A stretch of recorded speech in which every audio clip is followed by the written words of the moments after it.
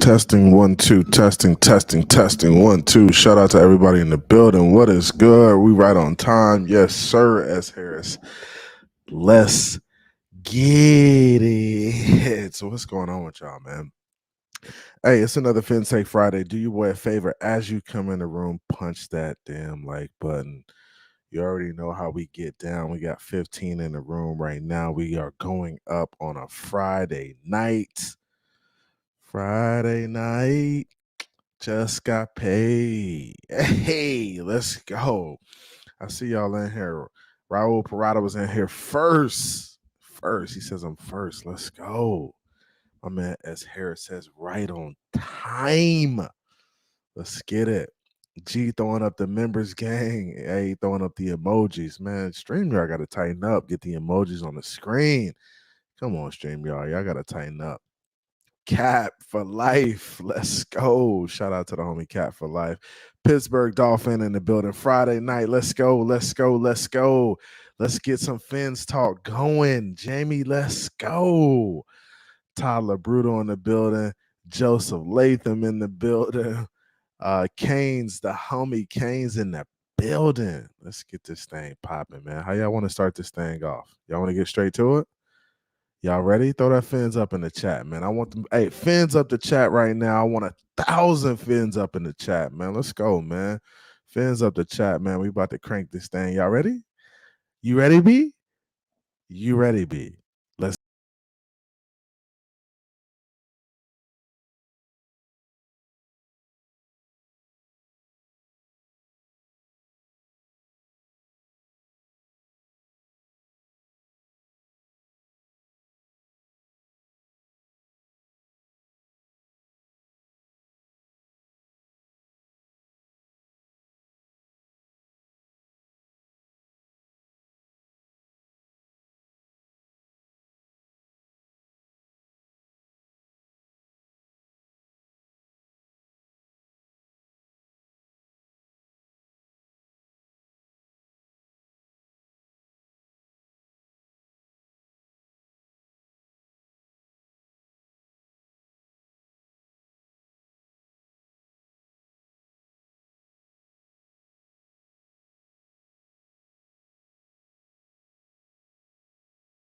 Yo, what is up? It's your boy Phins Take with CB83 coming to you for another banger. Y'all already know how we do on these Phins Take Fridays. Another Friday night show to get it popping in this joint.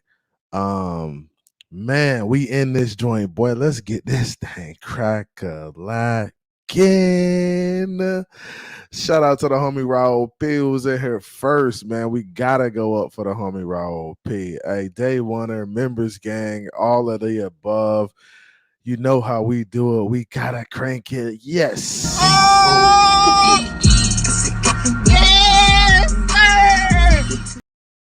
Yes, sir, man. Shout out to the homie Raul P in the building. That's what I'm talking about, man. Hey, S. Harris is here. Hey, I gotta go up for the members gang, man. Gotta shout out the members gang real quick. Let me run through the members gang and get them boys the shout out.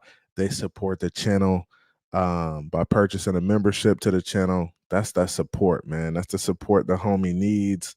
Let's go ahead and run this down real quick. Shout out to first the captains of the squad. The captains of the squad are Kevin Lee and Glenn Paliker. Going from, when they first started to the most recent members, the oldest member in the gang is Raul P, right? Big Slick, Triple S Podcast, Sheldon Harris, S. Harris, Newfoundland, Shake Money, Dubs MC, Cap for Life, G, Pittsburgh Dolphin, Dolphins highlights, Q, Adam Sadowski, Hooked Up Joe, and Irv. And like I said, the homie Glenn and Kevin Lee rounding out the captains of the members game. And I appreciate you guys supporting the channel. You can support the channel by clicking the $ below.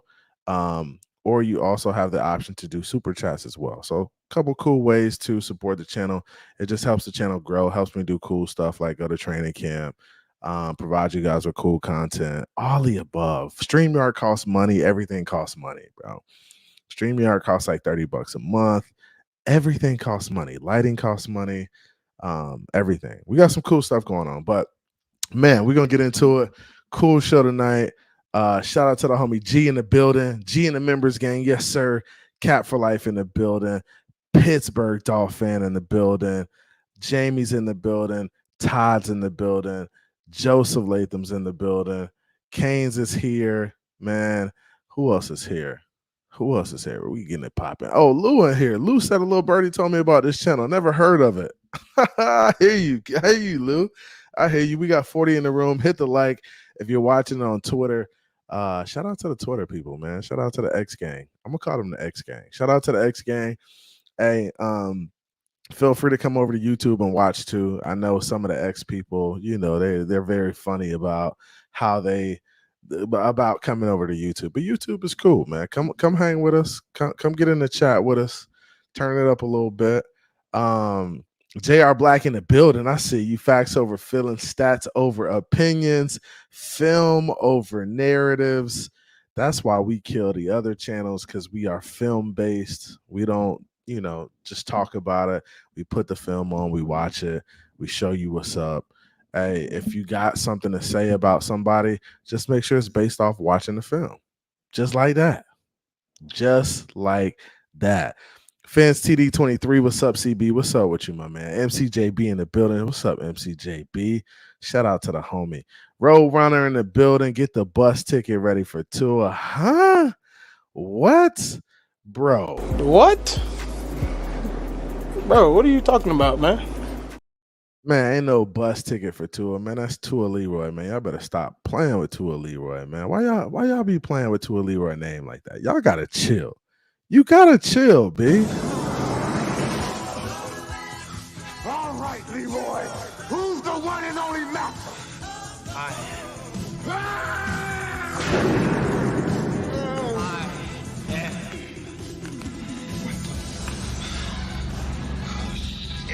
Oh, God damn. Let me go, motherfucker. Let me go.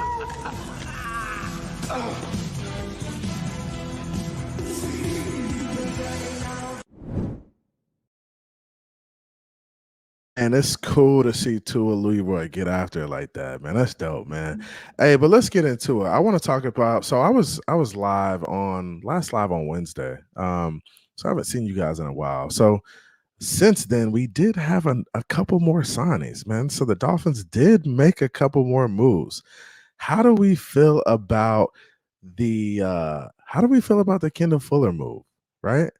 He said that should have been TD Face. TD Face was on there. Oh, he said the Deshaun Watson. I got you. How do we feel about the Fuller move, man? Another cornerback, a solid cornerback who's played some really good football. I think that's a solid play. What's you guys' thoughts on it? You like it? Give me a what is it? A thumbs up or a thumbs down? What's your thoughts on the Kendall Fuller move? Is it a thumbs up or a thumbs down? Let me know in the chat. Thumbs up, thumbs down. I wanted to show you guys a little bit of the play from him, right? I want to show you a little bit of this. Give me a second to pull it up real quick. Shout out to Bobby Shouse on Twitter, the homie. Yo, Bobby Shouse has got 25,000 followers on Twitter or X. The dude's a monster. He puts out a ton of Dolphins content, some great stuff. But this is what I wanted to show you guys. This is a little Kendall Fuller, almost like highlight tape, right? A lot of these plays came against the Buffalo Bills. And I see some thumbs up in the chat, man. I see y'all, man. Hold on one second. He said, "Brother, Jets got Tyron Smith. We all right, man. The Jets ain't doing nothing." Phins TD23 says, "Rather sign Fuller at that price than draft one." In my opinion, okay, I like the thought of that. Pittsburgh Dolphin says he's on board with the move. S. Harris gives me the thumbs up on the move. So I think it's a solid play. And X came off a season where he might have been banged up. He wasn't playing great football, right? I think Fuller can come in and give us better production than X gave us, right? I'm being completely honest, right? I don't have my Homer hat on. X was a good football player for us, but these last couple of years, he's just struggled, right? He's just struggled to make plays. He struggled with injuries. Definitely seemed like he was on the decline. Now, maybe X goes somewhere and plays better, rejuvenates his career, changes scenery, can really change people sometimes. It really can change people sometimes. So maybe he gets another opportunity. But this is Kendall Fuller. Let's take a look at it, see what we got. I'm not going to do the audio because I don't want to get hit. This is against the Broncos right here. And I think, honestly, these are all plays from this year. So these are all plays from this past season. Shake Money in the building. Shake Money, what it do? Appreciate you coming through. Thomas Jensen says the Jets hype machine has started. Ain't no Jets hype machine, man. Ain't no Jets hype machine. Jay Stone, what's good with you? Hey, so this is a play here. The Broncos. Let's see what we got right here.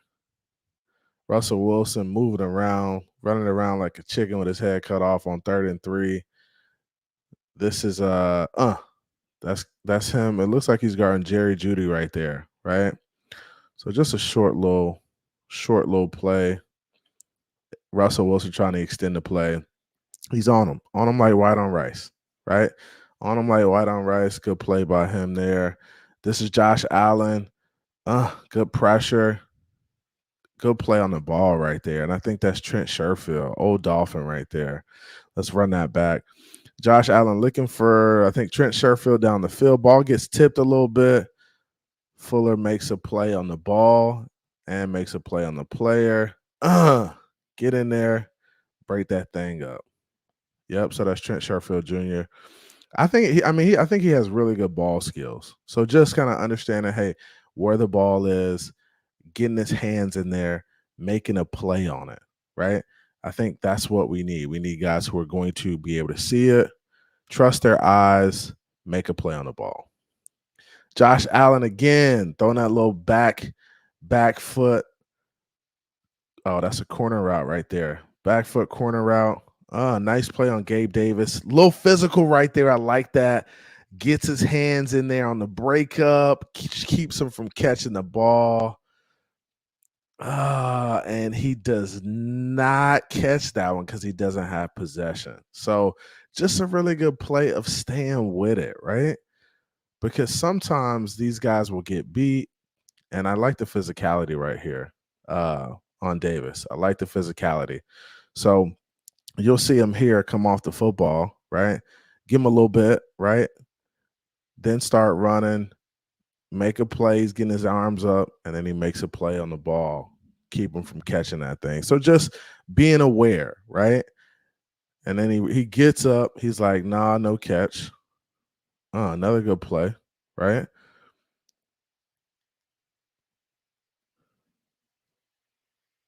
Nice one right here. Gets his hand in there. Ooh, he ran the route for him on that one. So he turned into the receiver, almost had a play, and then the receiver turns into the defender because he knows he's about to get that pick. So I like that play. Running around. Ooh, that's sweet right there. That's sweet. Let's rewind that one back real quick. Hey, jumping that route. This is what it is. Trusting your eyes, guys. Trusting these cornerbacks right there out there on that island. At some point, they got to trust what they see, and they got to go attack the football. He makes the play and gets out of bounds. Hell of a play, though. Hell of a play. Just jumps the out route, gets underneath it. I like it. Those are the type of plays we need in our defense. What happened here? Let me see what we got. Maybe they're gonna show it again. Give me the slow. Oh, they didn't show it. They didn't even show it. That was a hell of a pick though. I like that. That's a really good play. So this kid can make some plays, man. He's younger than X. I think it's a little. Or actually, they came in around the same. I think they came in the same draft class. They came in the same draft class, but I think you get a healthier player. I think you get a guy who's playing better right now. I think the only thing that X has on Fuller is the interceptions, right? X has a 10 interception year. And I just like the way he's playing the football. Like getting his hands in there, the timing is impeccable, making sure he gets his hands in there, make sure he's ripping that thing out. Hell of a player, man. We got a good one. We got a good one. As long as we can get some pressure, he's making plays on the ball. He's stopping guys from getting these catches, getting his hands in there. And you can see I think he had a really good game versus the Buffalo Bills. And then it ends right there. But yeah, man, I think Kendall Fuller's a solid player. I think he's gonna be a solid player for us. Man, don't sleep. Don't sleep on these guys, man. Don't sleep on these guys. Grier low key is cooking right now. Grier low key is really had a quiet free agency, that a sneaky good free agency.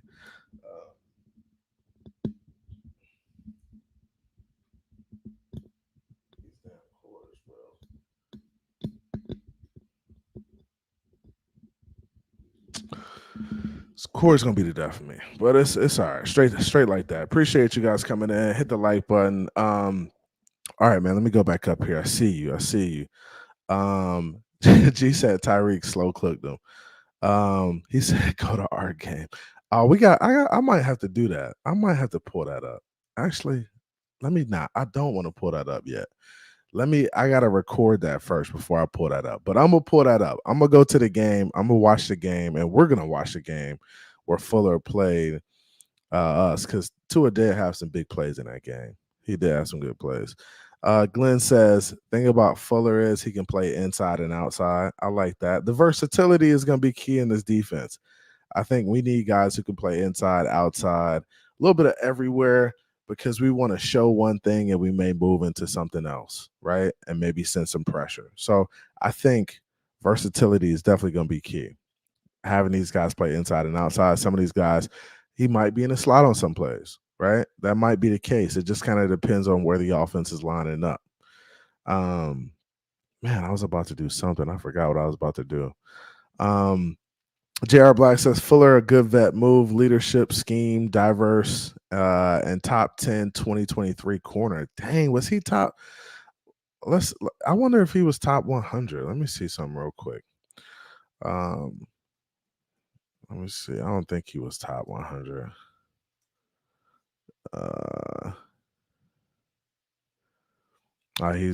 So he wasn't ever. He's never. Has he? No, he hasn't. He hasn't ever been on the top 100. Yeah, I see you. Hey, Chase, what's good with you? Chase Mosca, what's up, man? Fins up. Hooked up Joe in the building. What's up, Hooked Up Joe? That's the homie, man. Phins TD23 says, CB, this team is bringing in leaders that are dogs. And I like the moves, man. Honestly, I was talking to somebody on the phone earlier about the moves we're making. Like, what you got to understand is that you got to have some guys in the locker room that can kind of police the locker room, right? So you got to have some guys that kind of police the team. So I think the Miami Dolphins were lacking a little bit of that when it came to the season last year. I think a lot of our guys on this team are just kind of laid back, lackadaisical, and that's okay, to a certain extent. But there's a fine line between having too much of that and not having enough of it. Like, you gotta have some dogs in that locker room who are strictly business, bro. Like, we coming out to play. We ain't here to play games. We're here to play the game and win the game. So I think Chris Grier, Mike McDaniel, Anthony Weaver are, when they're looking at these guys and when they're having conversations with them, they're trying to get guys who are serious about their craft. Serious, it's business. It's business as usual. Like, we gotta get to the point where it's not playing in games and lackadaisical. It's got to be a sense of urgency. We gotta go get these wins. Because I think everybody now is to the point where they realize, like, man, like, the past 2 years we've had pretty good teams and we've dropped the ball, right?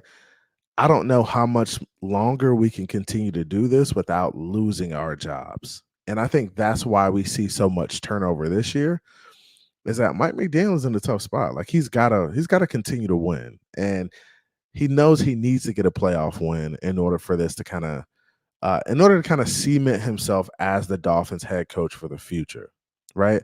And he hasn't done that yet. So this turnover is giving him the opportunity to get more guys into the locker room that can, and that's the thing too, like mentality, right? So Mike McDaniel is a very nice guy, chill, laid back, right? What you need is some of the opposite, right? So you need to bring in somebody who is fiery, and that's why I do like the Weaver move. He's young. He's going to fire the guys up. He's played in the NFL before. He knows what it's like to get down in them trenches and get down and dirty, right? He knows that, right? Vic Fangio is an older guy. He's not going to yell. He don't have time for that. He's just, bro, if you don't do what I tell you to do, you're not going to play. Point blank, period, right?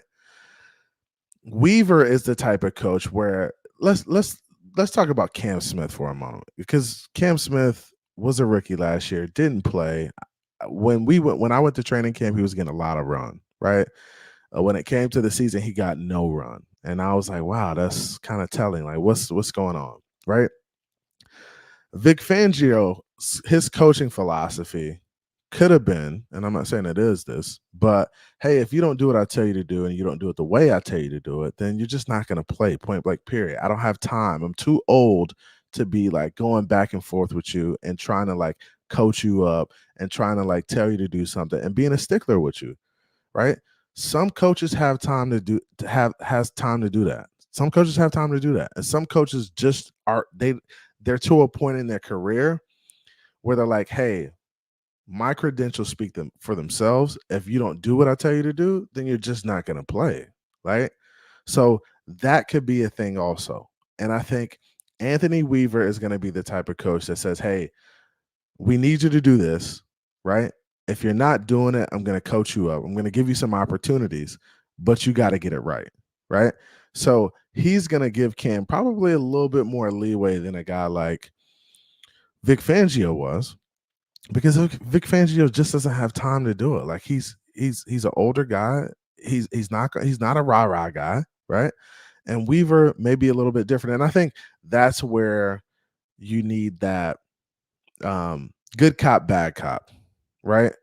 And I always talk about this when it comes to coaching, right? Good cop, bad cop is a real thing. It's a real element, right? And I'm just catching up. Shout out to the homie Irv. He says, I'm back. All these DBs are all interchangeable. I appreciate you, bro. Appreciate my dog Irv joining the membership. Let's go, Irv. You back, baby. Let's get it, man. Let's crank that thing, man.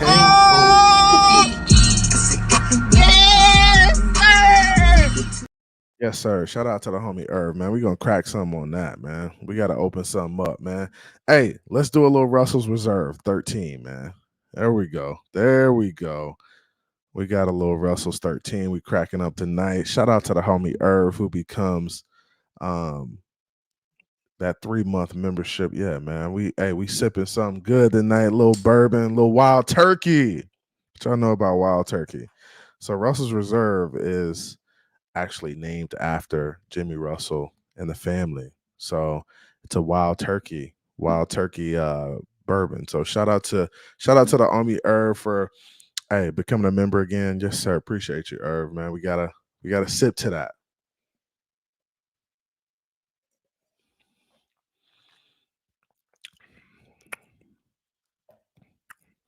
Man, that's good. Some spice up front. The bacon spices, the vanilla. It's got a little citrus, like a little lemon peel. It's good, man. That Russell's Reserve be hitting. Shout out to the homie Herb though. Um, with the donation. And dang, Q came right behind him with the $5. What's good with you, Q? Hey, shout out to the homie Q. Let's get it. We going up. Let's go.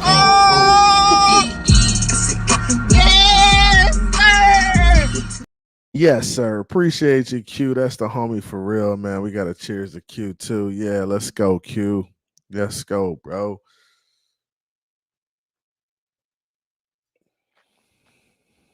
Mmm. Delicious, delicious. Appreciate you. Appreciate the donations, man. Appreciate y'all, man. Hey, yeah, I definitely got a nice bourbon stash, man. You know I keep the heat, Southpaw. Southpaw Brad. You know I gotta keep the heat on me, dog. Um, but yeah, back to what we were talking about. So we were talking about the coaching situation, right? And when it comes to the coaching staff, you gotta have like a good cop, bad cop element. Now, when I coached, I was the bad cop. I mean that was me, right? Um, and it wasn't like I was always the mean guy, but I'm the guy who's going to turn practice up a little bit. I'm gonna bring the energy. I'm gonna talk some shit to the other side, to the defense, because my unit was offensive line. So I was gonna go out there and crank them up. Yo, we on y'all ass today. Y'all better be ready. My dog's coming. We firing off that ball. We gonna run the ball right down your throat. Every play, right? So you need some of that in practice, and you need some of that just in the building, point blank, period. You just need that because that's what's gonna fire guys up, right? So that's going to be an element that's going to be important, that good cop, bad cop element. So Weaver can play that bad cop, Mike McDaniel can play that good cop, but you got to get some guys in the locker room who have that mentality. That mentality is that's just business oriented. Like, bro, we here to win games. Like, we're not here to play around. Like, this team these past 2 years, this past year, last year, this team was just too good to be losing to Kansas City like that in the playoffs. To be completely honest with you, right?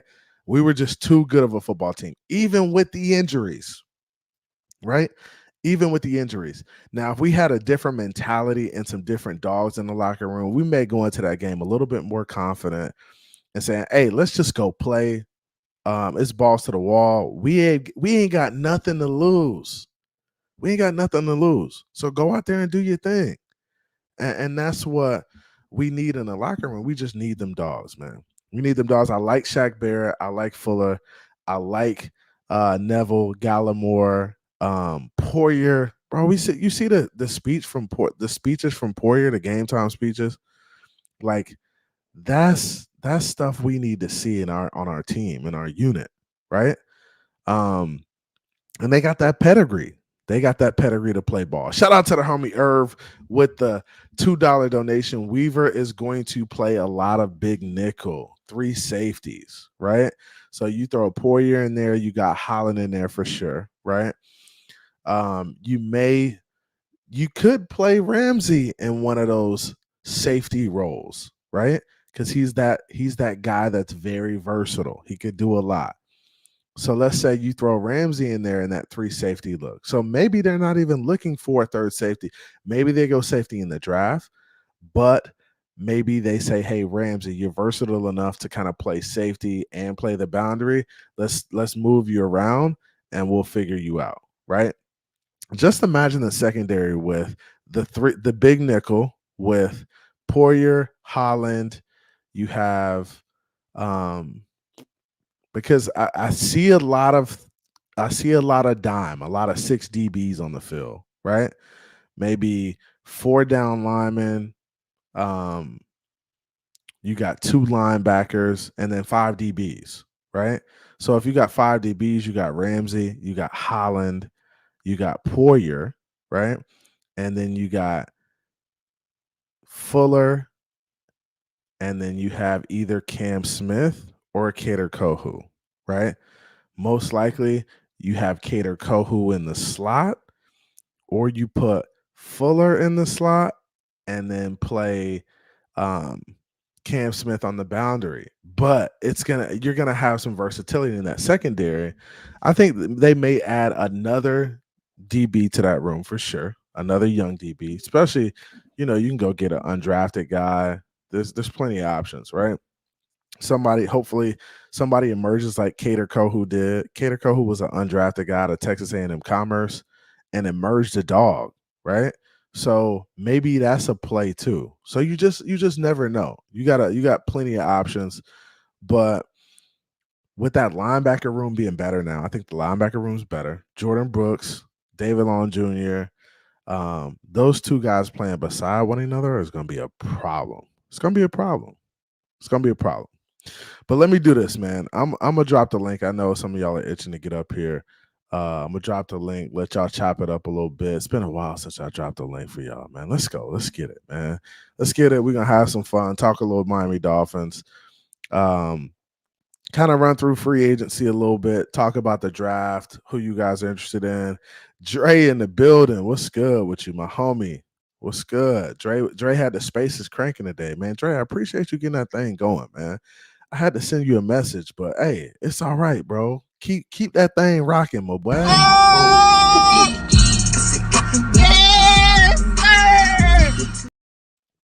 Shout out to the homie Dre in the building. But yeah, man. Hey, pull up, Jamie. I see you. Jamie says, for a lack of a better term, we need some dogs aside from David Long. For sure. For sure. Because I felt like David Long and Deshaun Elliott were some of the only real killers on that defense last year. Really like what they did. Jake says the defense improved even after Wilkins left. I agree, because you get somebody to replace X that I feel like is a better player right now. And then the linebacker room gets better. You still got some work to do on the defensive line, but Shaq Barrett is a great addition to the defense. Just a guy who's done it for a long time, right? And can still do it at a high level in the event that you need him to, right? Jake says, yo, CB83 should Miami make Tua play on his 5th year. I don't know. I think you put yourself in a very tough position if you make him play on his 5th year and he goes out there and has a great year. You're just going to end up paying him more money, bro. You might as well get it over now and pay him. Just go ahead and pay him, right? Because he's going to get paid either way. That's the nature of the quarterback position. Those dudes get paid, right? So you might as well go ahead and get him paid now, right? He has a good year. You don't have to worry about it, and you're taken care of, right? Just imagine if he goes out there, we win playoff games, he takes us to the AFC Championship, and we end up doing something crazy, right? Tua's going to get a super bag if that's the case. Instead of paying him 50 or 45 like you're paying him this year, you're going to end up paying him 55 or 60, right? Another $10+ million a year on top of his contract. So I don't know. It's tough. It's a tough decision to make, but I'm going to just extend him at this point. I'm going to extend him because he's shown that he can constantly get better year over year, right? He can get better year over year, and that's important. When you see that progress, and we saw that progress with Christian Wilkins, we just ignored it, right? And we were in a window where we were like, I don't know if we're going to keep him or whether he's going to stay or go, but that's how that thing happens sometimes. That's how it happens sometimes. Jake also says Anthony Weaver is definitely a bad cop coach, which is a good thing. Yeah, you need those guys. You need those guys in the rooms, right? In the meeting rooms, out on the practice field. Pretty boy FPV says, I think Miami should draft a quarterback at 21. F all the BS. If Tua can't do what we need him to do, then move on. I think Joe Milton looks like a dark-skinned Josh Allen. Okay. I hear you. Glenn says, where did The Rock go to high school? Good question. I have no idea where The Rock went to high school. It says, bro, everyone got to see this brother can't win the big games for us. Actually, he looks like a high school quarterback when he's under pressure. His arm turns to rubber and trips over his own feet. Man, these some strong takes, man. Pretty Boy V, feel free to hit the link and come up, man, and we can have a discussion about it, man. I feel like you on Tua neck right now. It's all good. Thomas Jensen said we haven't had that fire that Poirier is going to bring, no doubt. Man, I wanted to find that Poirier. That Poirier. Where was that? Somebody sent me that video. Poirier had a video of him basically firing up the team. Let me see if I can find that real quick. That was a pretty dope video. I know Bobby, you gotta have it, Bobby. Come on, Bobby. You gotta have this video. I think Bobby got it. Come on, Bobby. If somebody got it, send it to me on Twitter, man. Hey, y'all gotta follow me on Twitter, man. Phins Take on Twitter. I'm on Instagram too, but I'm rarely posting on Instagram. Let's see. I don't see it. I don't see it. Yeah, I'm not seeing it. If somebody sends it to me on Twitter, I'll check it out. I'll put it up. But yeah, we signed Poirier so early in the week too. It's gonna be way back here. But yeah, man. I mean, what are we looking forward to, man? I think the draft is kind of set up for us right now. It's set up for us to do our thing right now. I think we're gonna be able to take best player available, which is great, right? We don't really have to worry about filling holes. If you were to say we had where are the holes right now on Miami's team? Tell me in the chat. Give me one of the areas that's what's the biggest hole? What's the biggest hole for the Miami Dolphins right now? Put it in the chat. Put it in the chat. Put it in the chat. We're gonna go through it. Oh, bet. Found it. Yeah, I found the video. That's what I'm talking about. This is the Poirier video I was talking about. Poirier be firing people up. We be firing them up, man. Be firing them up. Pretty Boy, I see you. What's good, man? Good, man. What's going on? What's up, man? How you doing, man? How you feeling? I'm good. I'm good. A little upset, but good. Don't be upset, man. What's upsetting you on this great Friday night, man? Listen, dude, I don't feel the same way that you guys all feel about Tua. Yeah, I'm not convinced, man. It's been too many years. Too many years already. So what's the too many years? Let's talk about the too many years. It's been too many years of what, Pretty Boy? Let's give me some context. Give me some context. What? It's been 24 years of drought. We have the longest standing running going thing of no playoff win, 24 years. Yeah, 24 years. No, we had Ryan Tannehill for 7 years, right? Mediocre play. Now we have this amazing team. Yeah. But we had a quarterback that completely stumbled upon himself. Now, granted, we had a lot of injuries. So you're providing some context. I like that. So we had some injuries, right? Now you say 24 years, right? And this is the thing with Dolphins, right?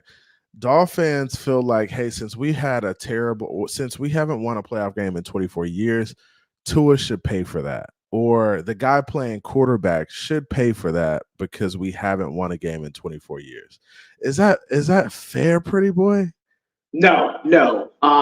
I don't think it's fair. And I don't feel comfortable calling you Pretty Boy. Yeah. You can call me. You can call me James. Okay. All right, James. All right, James. Yeah. So go ahead. So is it fair for us to put this on Tua, or because we can have the conversation, and I'm fine with you, because I know a lot of people feel like you feel. They just feel like, hey, Tua's not good enough. He's never going to be able to get us over the hump. Right. But I don't think it's fair for us to put all of those 20 years on Tua or Mike McDaniel. They've been here for 2 years as a tandem. Right. Well, 2 years as a tandem. Okay. Yes. Okay. But here's the thing. I mean, why would we sit back and just let everything happen again? I mean, especially when you have all the signs pointing to the same thing. You know what I mean? I mean, how many years do you have to see us completely collapse in November, lose Tyreek and lose Christian Wilkins and lose AVG and lose everybody else that we're going to lose in the upcoming years? You know, especially to make room for this bigger contract. Yeah, well, I think, James, you make a good point, right? So you said, hey, we're losing guys. We're not winning games in December. But you also, in the same breath, kind of said, hey, the context is a lot of guys got hurt, right? Right. Right. So you said a lot of guys got hurt. What about Tua? Like, do you not like about him, or what do you think he can't do to get us over the hump? What do you think is gonna? I just think he can't win if the game. Like, I mean, how many last minute, last possession drives did we have this year to tie the game or to win the game? Mm-hmm. You know what I mean? And he just didn't do it.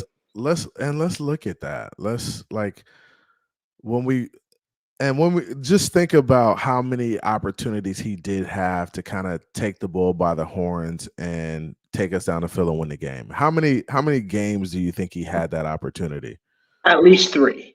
Okay, so Kansas City is one. Kansas City is one. Kansas City. The first Kansas City game.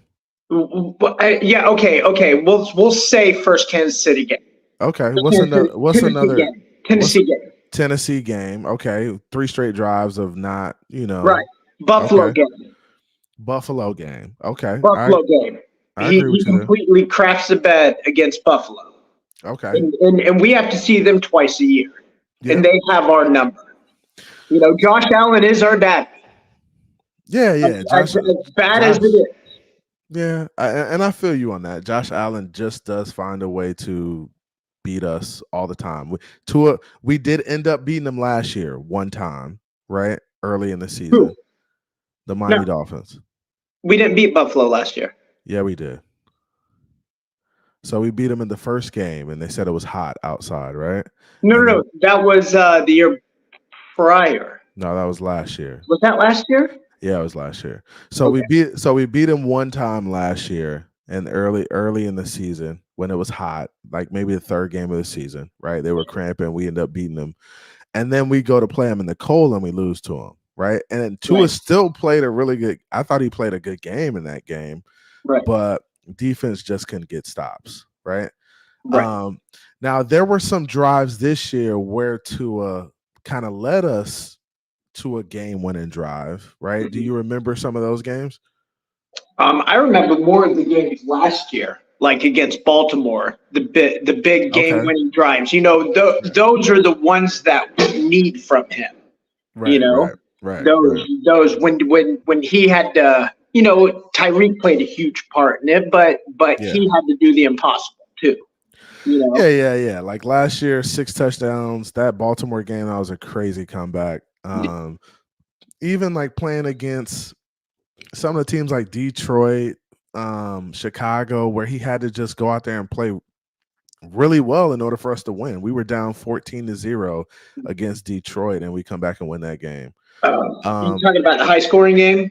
Yeah. The high scoring game, Detroit last year. So he definitely had some games. Now this year, I think he did have a couple games where he had like some willing us to winning drives. Like the Cowboys game, he had a drive where we needed to get a field goal to win the game, right? But that was 6 field goals. He didn't win that game for us. I mean, I'm not saying he won the game for us by any means, right? But I'm saying he had a drive where he could have folded. Right? Yeah, him and Dak were going blow for blow. Yeah. So he had a drive that he could have folded, and he ended up making enough plays for us to get a field goal and win the game, right? Right. So that's fair, right? Now, James, I understand where you are with Tua. Like, you just don't feel he can get us over the hump, right? But you you have to kind of take into consideration that when you look at Tua's numbers and how he's played and how he stacks up against other quarterbacks in the league, he is playing pretty well. Like, what's your thoughts on that? Because when we look at Tua's numbers, he's a top 10 quarterback. And I know we can say, hey, in these moments, he's not performing the way he should perform. He's not, stepping up to the challenge. But like, what's your thoughts on that? First off, I want to get off that. I have always been a Tua supporter. That Okay. I was stoked about him getting drafted in college. I mean, I Mhm. was a huge Tua supporter. Right. But sometimes as fans, we have to step back and really take a look at the picture and Okay. where this is going. Now, your question, what was your question again? So what's your thoughts on how he stacks up versus other quarterbacks in the NFL? Like when you look at the numbers, he's a top 10 quarterback. But like we still have fans out here saying we need to get rid of him and we need to go a different direction because he can't win us the game. Like what's your thoughts on that? I wouldn't sign him. I think, man, I really do. I think a lot of that's bloated by Tyreek. I just think Tyreek's that special player. He is that freak athlete, that you don't hear about. He's that guy that just makes he's the Patrick Mahomes where he makes everybody else around him good. And I think that's what Christian Wilkin was to Zach Sealer. And I think we're going to see a big drop off in Zach Sealer because of Christian Wilkins, which I think they played off of themselves. You know what I mean? I think they used each other's energy and they were salt and pepper, like Right. what's his name says. But I just think that there's So you think so you think it's the Tyreek effect basically when it comes I to really Tua? do. I really do think it was the Tyreek effect. I just think, and if you noticed a lot of our games, man, it really did. As much as I love Mike McDaniel, it felt like he was just find Tyreek. Whatever it is, we don't care if it's 4th and 15 or 1st and 3. Find Tyreek. You know what I mean? Now like when we look at Tua's production and Tyreek's production this year versus last year, do you think he was a little bit more balanced and he looked at a little bit more of everybody last year as opposed to this year, where he kind of focused on Tyreek? Or what's your thoughts? Because I felt like I felt he spread the ball out a lot better last year as compared Okay. to this year. I really do. I felt like he spread it out a lot better. This year, I just felt like the whole thing was about Tyreek's 2,000 yards. I just felt like that. The man, I don't want to say that it got in the way, but I think it became the main focal point, and Tua became, that was like Kelsey to Patrick Mahomes is that safety net, and I think Tyreek became that huge safety net where, man, let me just find Tyreek. If I throw it anywhere in his direction, that man's going to come down with it. Yeah, I think you got a good point. I think the ball was kind of, I think he was kind of forced to look Tyreek's way a little bit. I think the 2,000 yards thing was a thing, right? I think they made it a thing, and when you make it a thing, it becomes a thing, right?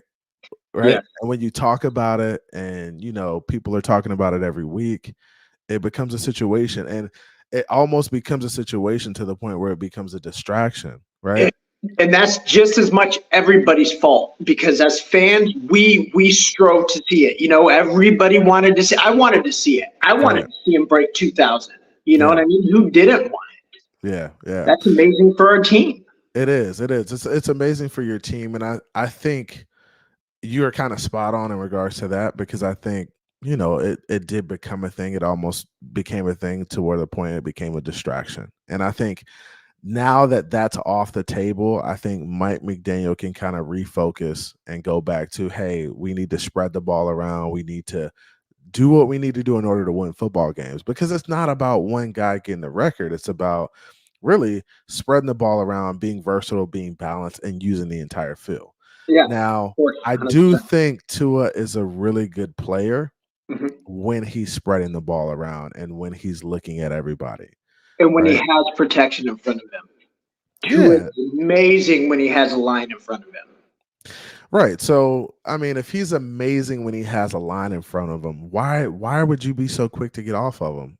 Because this is the NFL. I mean, the elements are never perfect in the NFL. Sure, you can have them for 1, 2, 3 games. What did we have them? When did wind go out? Like game 2, game 3? Wind dropped out, something like that. Yeah, And early then in the after season. that, it was like a decline. It's just everybody started dropping out.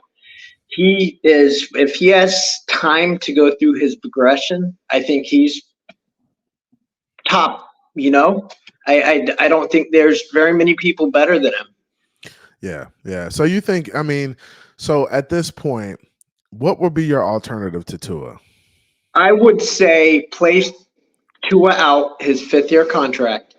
And it's been how long has he been in the league? Regardless. It's going to be his 5th year. 5th year. Yeah, 5th year, right? Yeah. I mean, 5th year, I would play it out. I wouldn't sign him. I mean, because if we sign him, you let him walk. What's that? So let's say he goes out there and plays average, right? Let's say he has a similar year to what he did this year. You gonna be okay with that? No, I'm not saying I'm okay with it. I'm saying, okay. Yeah. What if he does this, right? Has the same year, we don't win a playoff game. What are you doing next year?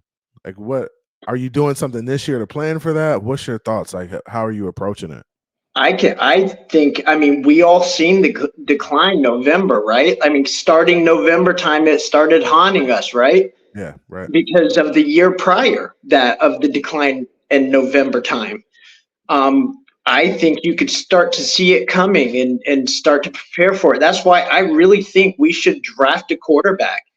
I understand it's kind of inconvenient. It's not what you planned, but dude, if the draft doesn't look promising next year, especially we're probably going to end, regardless, probably higher up in the pack again. So we're going to be picking real low on our first pick. So our chance of landing any type of good quarterback, if shit was to go to crap next year, you know what I mean? What's our chance? Right. So why would you not have that safety net and then be able to get off of him for a first round pick? So, you know what I mean? Or something else like, hey, Tua panned out. Awesome. We can get off of this rookie. Give him to Chicago. They were always looking for quarterbacks. Yeah. I mean, you're right. You could draft a quarterback and then get off of him, right? Quarterbacks are, high commodities in the NFL. So you could definitely do that. Now, question for you.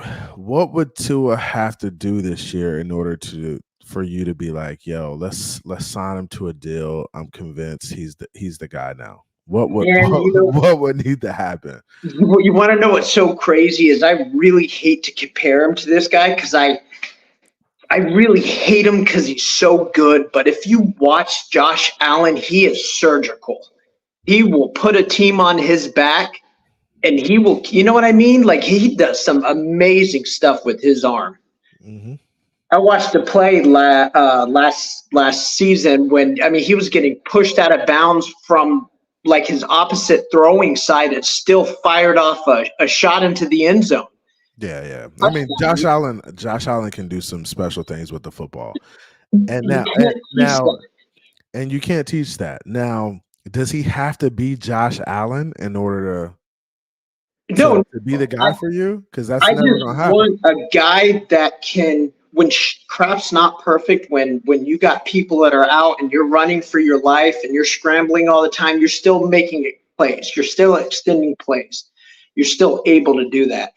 It seemed like last year the main focus became Tua's health to Tua. So his main focus was get the ball out as fast as possible. And a lot of the times, dude, it was hurting our team. It wasn't giving our plays chance. You know what I mean? Granted, we had to get the ball out quick because that guy's barreling down at our quarterback. Yeah. But I don't know. It's just. And bro, I think you have some good points, James. I really do think you have some good points. I just think we're at a point where, like, we need to trust the process and kind of commit to it, right? And be all in with him. And that's where I'm at with it because honestly, 50 plus. I mean, Daniel Jones got 45 million. Like, I think that's the nature of the position at this point. And I think you know that too. Like, that's the quarterbacks get paid a lot of money. Kirk Cousins got 3 years, 150 million, 100 million guaranteed. Right.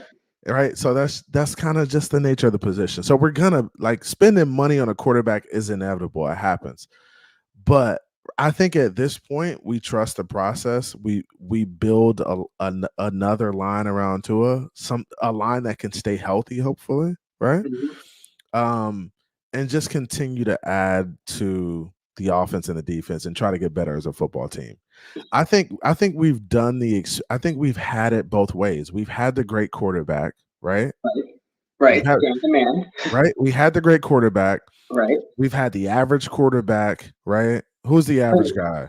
Oh, plenty of those. Plenty of those. We had Chad Henne. We had oh my God, Ryan Tannehill. Yeah, Ryan Tannehill. We had Jay Cutler. We had Jay Fiedler. We had all. So we had the average guys. Where do you think Tua stacks up in the category? Is he with the average guys, or No. I do feel Tua has that part to his game that puts him. He is special, but I think. Oh man, I just don't know if you know how just some people go to the NFL and it doesn't pan out, and they were amazing in college. Yeah. Dude, I don't know, man. I don't know. I feel like we're always gonna be almost there. Like we're gonna be really good against the bad teams, right, or you're gonna be. Right. So, and this is where I feel like we've been the past couple of years. Like we've been very, very close. Right. So close. We've been very close. Right. To the point where it's like if a few plays go our way here or there, there's totally different situations, totally different circumstances. And it may put us in a position to make a deep run in the playoffs instead of being one and out. Right. Do you agree with that? Yes. Okay. So you agree with us there. So I think it's just a matter of making a few tweaks here or there, right? And I think this roster has a lot of turnover, right? Yeah. That could be the difference. Now, I also understand, James, that there's only one team that wins a Super Bowl every year, right? And for the most part, it's been Patrick Mahomes and Andy Reid, right? Yeah. So it's very hard to do. But I do think the Dolphins are very close to getting over the hump. And I think they can do it with Tua because I think it's just a matter of – and if we're healthy last year, James, do you think we go further in the playoffs? I feel like we do, yes. Yes, 100%. Yeah, and I feel like a lot of those games would have went a lot different. Yeah, and I do too, right? And sometimes it's a matter of health. Sometimes it's a matter of a couple plays here or there. But I think just trusting this process and staying committed to it, I think it will get us over the hump. And that's what I'm hoping. That's my fanhood. That's how I approach it. So what is over the hump to you? Is that over the hump game? No. Because I think if you win one playoff game, you can win multiple. Right. And I think if you win one, you can win multiple. So if we win that first one, there's no telling. We could go to the Super Bowl. You just never know, right? But you got to win that first one. If you lose that first one, I mean, it's over. It's a wrap. But if you can win one, you can win multiple, and that's kind of my thought process on it. And also, you just got to set yourself up during the season to put yourself in the best position. Like we had a 3-game lead going into the last 3 games of the season, and we blew it. Totally blew it, right? Totally blew it. You can't shoot yourself in the foot in the NFL. It's just not the type of league where you can we don't play 80 games. It's not the NBA, right? Yeah. You gotta win games when it counts, and you gotta make them count. Every game's gotta count, right? Beating the bad teams is important. You gotta beat some good teams too, and you gotta take care of business every Sunday. Right. I mean, but we're close. I think we're close, bro. And I think we could do it with Tua. I know people don't believe in Tua. There's a lot of pushback, but Tua's a good quarterback. You even said it yourself. Hey, he's not one of those average guys, the average Joes. He's better than those guys. Is he Dan Marino? No, he's not Dan Marino, right? Right. But even Dan Marino didn't win a Super Bowl. Like it takes a team, it takes balance, it takes, 3 good units performing well, right? Right. Do you Yeah. feel better about this team now than And that's, I mean, the Christian honestly, Wilkin era? yeah. So the Christian Wilkins era was, um, so it was kind of forced on Mike McDaniel, right? Mhm. And that's the part of being a head coach that kind of sucks. Like you inherit a bunch of guys that aren't really your guys. You have the opportunity to bring in guys, right? Mhm. You may bring in 10 to 15 guys that are your guys, but a lot of that roster is from the last team, right? Right. Now Mike McDaniel has an opportunity to let some of those guys walk, and he can go get some guys that can implement, the type of attitude he wants. I Right. think the problem with the team we had was that, hey, you had this guy Flores who was a hard ass, right? And then you had some players who they weren't the type of players who were like they just I'm not gonna say they were soft players. They're just guys who were like, blase, well, I mean, they kind of just go about their day, do their job, and it's so they weren't really like fiery guys. So Flores kind of had to put that fire in them. Right. Now, Mike McDaniel comes in, he's not lighting the fire under anybody really. He's just a nice guy, right? That's left field, complete left field from Just what they just went through. complete left field from what Flores was, right? Yeah. So Yeah. you go from Flores, then you go to Mike McDaniel, and I think the players are in a tough spot because they're like, we go from Flores to Mike McDaniel. This shit is like totally different. Culture's totally different, and you bring a guy like Fangio, and Fangio is like, he's an older guy. Like, what's he gonna do? Like, he's just gonna Right. teach and coach and have the guys do what they're supposed to be doing. Now, the roster's still pretty much the same, and like this season he has an opportunity to let guys walk, and as a result of letting people walk, he gets to pick up some guys that can come in. Weaver sees some of these guys that he wants. Maybe the attitude of the team starts to change, because I think the team lacked the grit and the determination to just go on the road and win late in the season. They didn't have that like playoff mentality. Like the last 3 games of the season should have been playoff. It was playoff atmosphere, playoff mentality. That should have been the winding up for the playoffs. It Exactly. seems like we went complete, like we deflated. Like Deflated. something took the air out of Yeah. out of everybody. And I think it started with that Tennessee game, man. Just prime time, like taking that L against the Tennessee Titans. They just really came up. They came down to Miami. They punched us in the mouth. And we really didn't. We saw our own blood for once, Yeah. and we really didn't know how to react to it. Right. Really just didn't know how to react to it. So it's crazy, man. I mean, I think it's just a matter of trusting the process. I think these guys coming in will be a little bit more fired up than the guys we had walk away from this roster.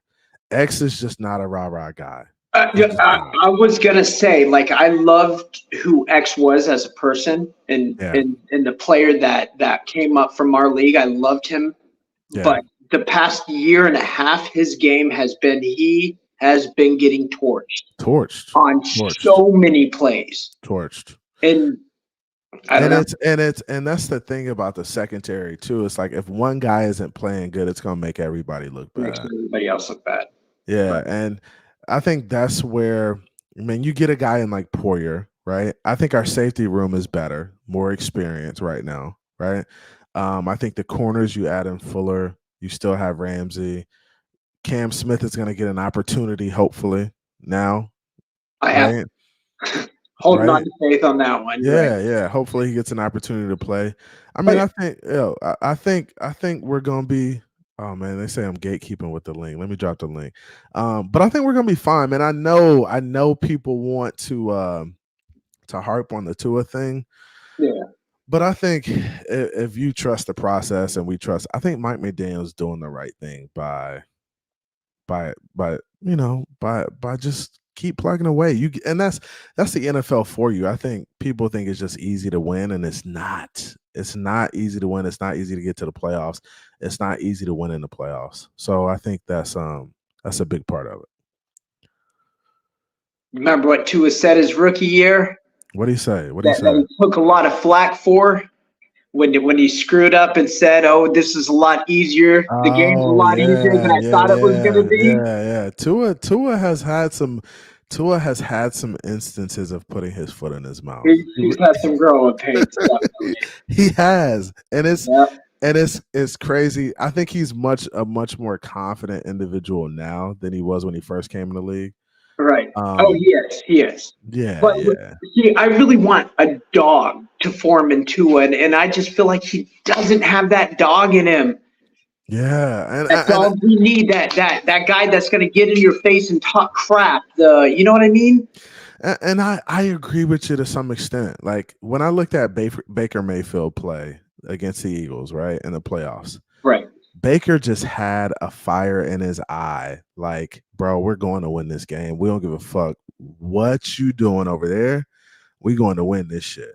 And right. That's what I haven't seen. I've seen it from Tua in some moments, right. but not in the big moments where it's like, yo, bro, we gotta go.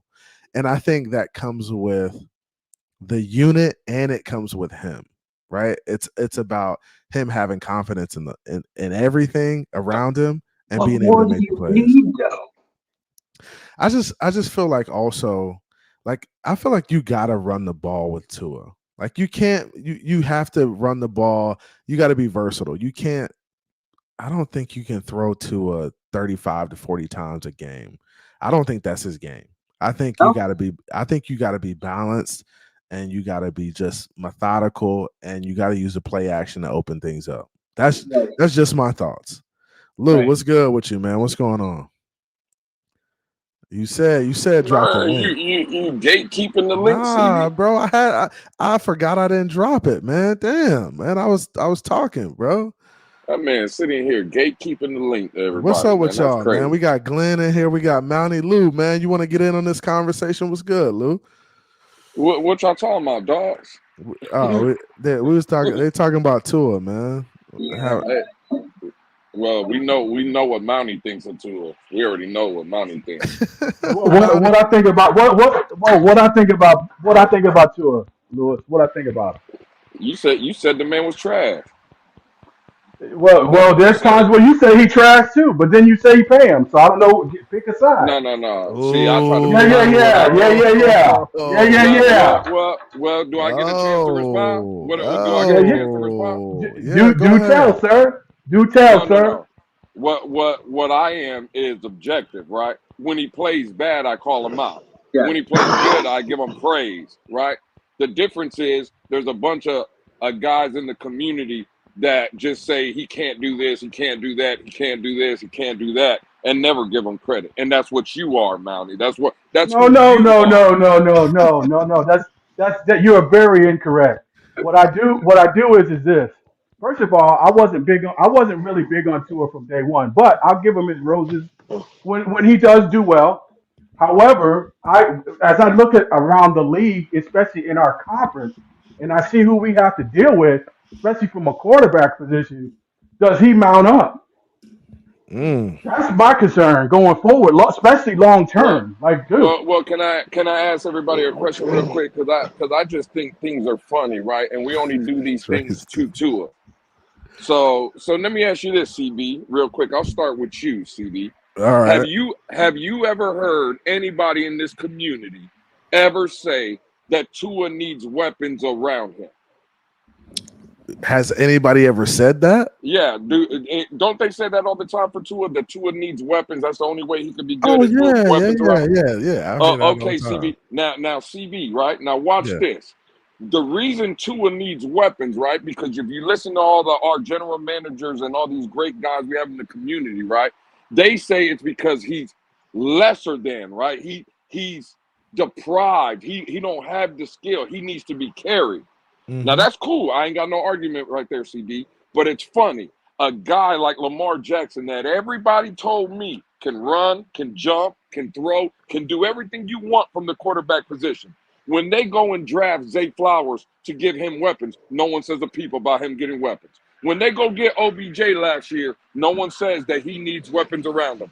This year, when they just made a move for Derrick Henry, right?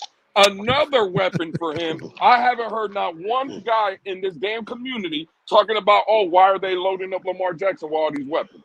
Why do they do that? You know why they don't do that? Because they would sound like hypocrites. Because at the end of the day, doesn't matter if it's Tua Tagovailoa or CB83 throwing the damn ball for the Miami Dolphins. They would both need weapons around them, like every other quarterback does. But you see how we only make it a Tua problem, CB? Yeah. CB, you've been in the community. Have you heard anybody say that the Ravens? Hold on, I'm talking to CB. CB, have you heard anybody say that Lamar Jackson, they went and got Derrick Henry because he's lesser than, because he needs more weapons around him? Have you heard anybody say that? No, they just say he's trying to win football games. The Ravens trying to win. Okay. They just want the Ravens. I will tell you this. I wouldn't dare make a comparison between Mahomes to Tua or any other quarterback because he's the greatest in my eyes I've ever seen. But Mahomes has basically set the bar for QB play in this league. Like, this is what it is. I'm the grand poobah. This is what you have to be in order to beat me. So, I mean, look, even Grier said, well, he might have been capping, but I'm just saying, he said, well, we believe Tua has another level.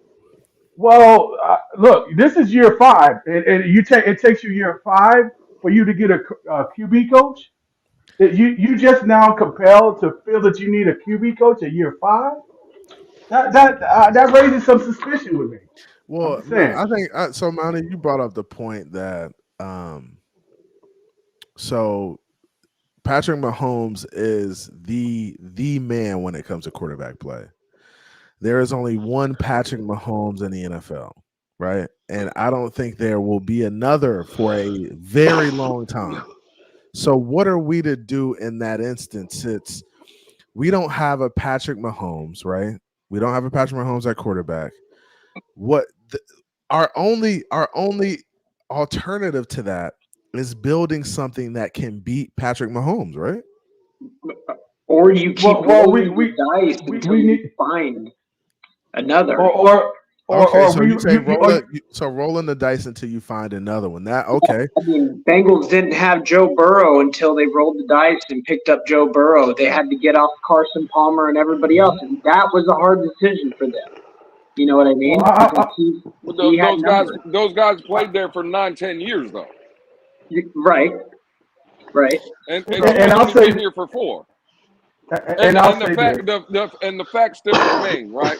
There was a lot of people saying about Baker Mayfield. I just heard Baker Mayfield. CB said it before I got up here. It's funny, right? Everybody likes Baker Mayfield because he's a dog. He's a leader. He uplifts players. He makes players better. I'm just saying all the things that I've heard people say. Well, let me ask you a question. Last year, when Baker Mayfield, not with the Buccaneers, 2 years ago, right, when he was a Carolina Panther with no weapons, was he still a dog there? I'm sure he was a dog. I'm sure he was a leader. He had it in him. Yeah, he had it in him. He got it in him. Again, he had it in him. Did they win? Nah. Right. No, they were just underdeveloped. But I heard Baker Mayfield makes guys better around him. That's what I heard. That's what everybody told me. No, Baker Mayfield plays good, right? When in Cleveland, that man lost his job as Sam Darnold. Thank you. That man, when he was in Cleveland with weapons, hold on. When he was in Cleveland with weapons, he played well. When he got to Tampa last year with weapons, he played well. But everybody wants to not remember when he was in Carolina with no weapons, he looked like dog shit. Yeah, Tua's the only one that needs weapons around him, though, right? It's just no. Well, Tua, and I would say this. Monty, your mic is messing up a little bit. But go ahead. It's his taste. It's not his mic. Hey, one thing I would say is Tua, he's a good quarterback, but he has to be able to elevate his game to be able to put some games on his back and compete against the better teams above 500, especially going into the playoffs. Like, he's got to be able to raise his game. And it's not just the physical. It's not just the physical. It's above the shoulders as well. I'm not debating that at all, Mountie. I think we all that's any Dolphin fan can see that. But for the people saying get rid of him because he hasn't done that yet, I think that's where the disconnect is. Glenn, I just wanted to get your thoughts real quick, and then we got Prettier Boy down there. He's gonna rock too. Go ahead, Glenn. Okay, hey, I don't know what. Boy. I'm not a tune on or anything like that, but we are. I ain't gonna say stuck with them, but that's the quarterback that we have, and we're not drafting a quarterback this year. We only have 2 picks in the first 2 rounds. You ain't no waste of money on a quarterback. Everybody says who would you rather have, Herbert or Tua? Everybody says Herbert, but that man has a 31-30 record, and it ain't like he didn't have no talent around him. Oh, they don't want to hear that, Glenn. They don't want to hear that. Hey, where was that defense though? What was that defense bring? I know he had defenses in the back. This is a 31-30 over 4 years. Oh shit! He had defenses. Hey, Glenn turning up on Mount. Did they pay Herbert? Yeah, they paid Herbert. But they got rid of the coach. Yeah, they paid Herbert. They made a mistake by paying Herbert all that money. That's what they did. But Lewis, this is coming from the same guy that you would trade. You said that would trade Tua for Herbert. I wouldn't trade Tua. I said I would have that conversation. I would be willing to listen. I'm not saying I would do it. You said you would trade him. You said you would trade him. Remember when I asked you that? And I said I would be willing to listen to those conversations. Absolutely. Man, Lewis, you don't got to explain yourself. Mountie was talking about how we need to pay Tua early in the season. Don't listen to flip-floppers about your flip-flopping. Oh my God! Don't listen to flip-floppers about flip-flopping. Hey, Andre. First of all, I'm not flip-flopping. First of all, I heard Mountie say we need to give Skyler Thompson more reps with the ones if we want to start calling people out. I remember that too. Why not? Because he's trash. At the time, he was our backup quarterback. So Dre, you want to cut your nose off to spite your face? So basically, so you don't want to give your backup. You don't want to give your backup any reps, knowing the injury issue about our number 1 quarterback. No, I don't care about giving the backup quarterback more reps because if we got to depend on him, we're cooked. Period. Point blank.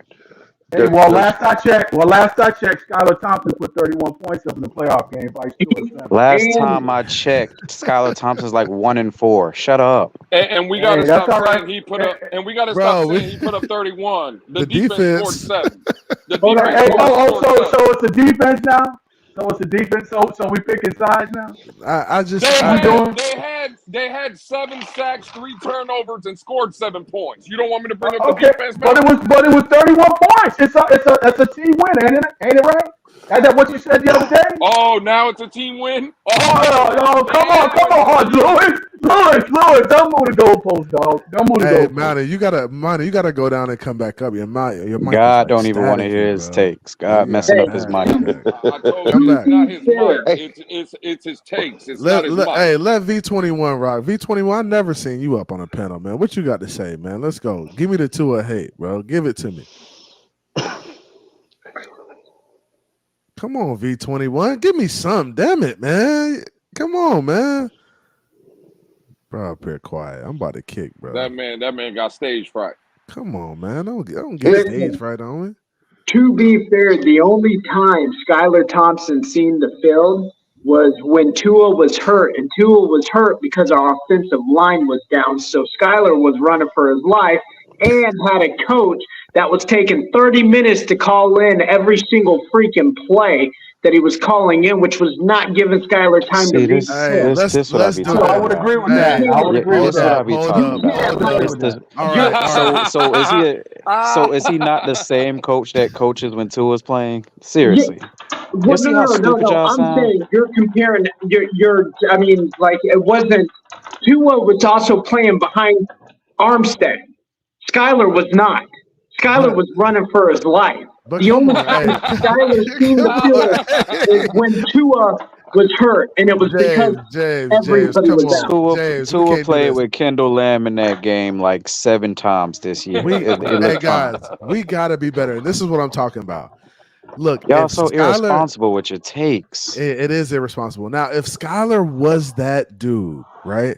Skyler, hold on. I'm not saying he's not that dude. I'm just saying if Skyler could have seized that opportunity, and we would not be having this Tua conversation. Let's be real about it. Because let's be real about it. Let's be real about it. No, CB, I'm taking over your show for a second. Let's be real about it. Skyler Thompson got his chance and he didn't take it. You know who became starters the same way Skyler Thompson could have became a starter? Tom fucking Brady, Dak fucking Prescott, Tony fucking Romo, fucking goddamn Kurt motherfucking Warner. They got an opportunity and they seized the motherfucking opportunity. Skyler, sorry ass didn't. Get over it.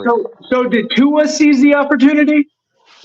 His last 4 games, is Tua worth anything to you? Be honest. Yes, he's worth more than Skyler fucking Thompson. No, he's not, because we'll win more games with Tua. Because what? So you saying we Skyler Thompson's a better quarterback? Skyler Thompson got beat by 30 by the Jets. By the fucking Jets. Get the fuck out of here. Hey, your man's quiet. So Tua got dragged by Tennessee. What? How many touchdowns? Wait. Y'all want to give credit, y'all want to credit Skyler for being in a close game, but when Tua is in a close game, it's getting dragged. You see mental gymnastics y'all gotta play. This is my thing. 4 minutes left in the game.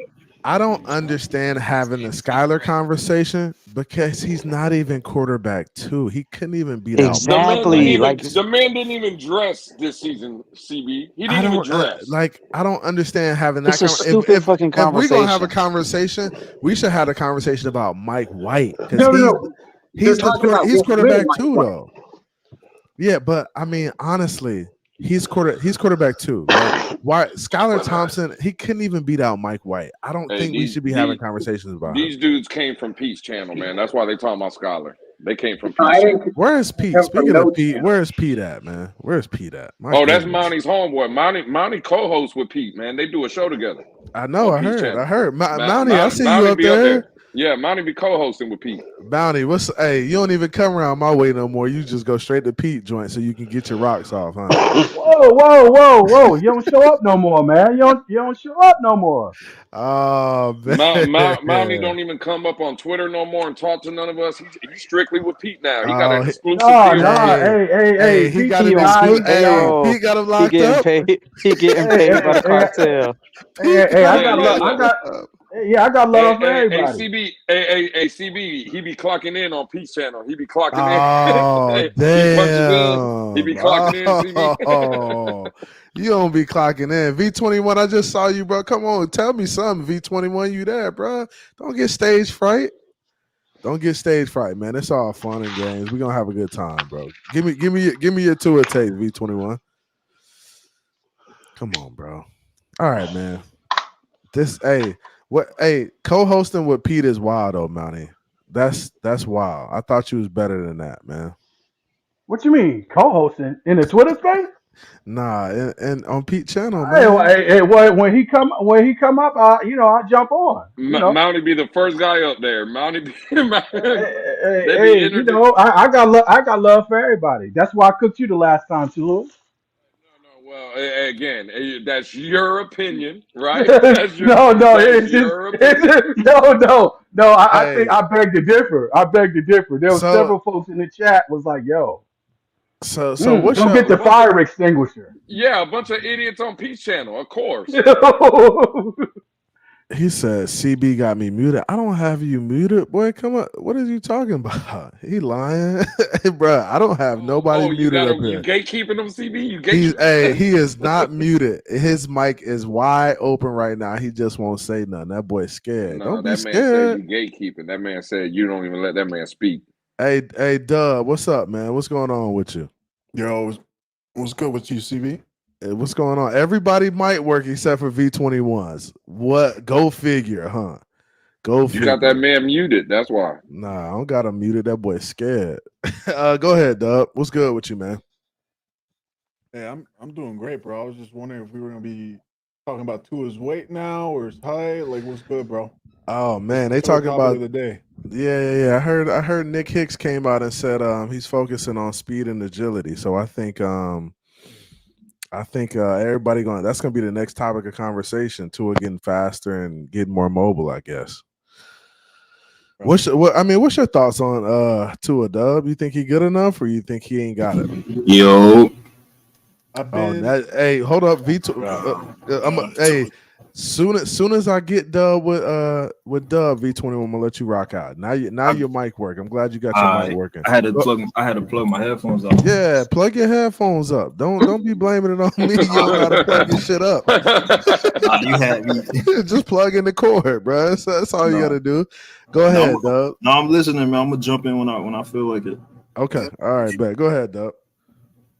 The Tua take, bro. I've been as even keel of a Tua take giver, I guess, as there has been.